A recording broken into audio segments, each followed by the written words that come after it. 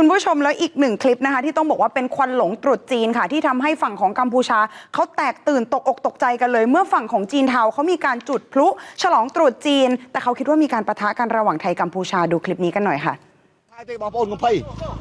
โอ้สมัยก่อนเรียกบองปอนไม่ตากงไพ่ตัวฮะบ้าไม่ตากงไพ่บองปอนนี่คือเชียร์ชนเชียร์ชันตัดพายเด้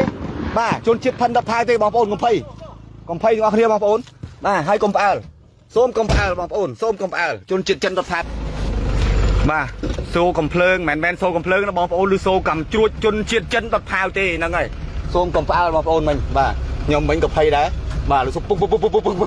มันเพิ่มเมาที่ไรบองปอนนั่งไงคือเชียร์กำจุดเด้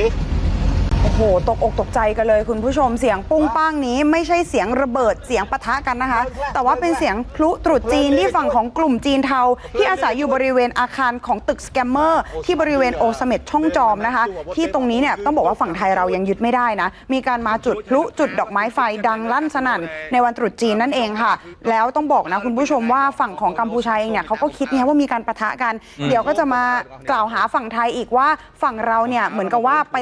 สู้รบกับฝั่งเขาก่อน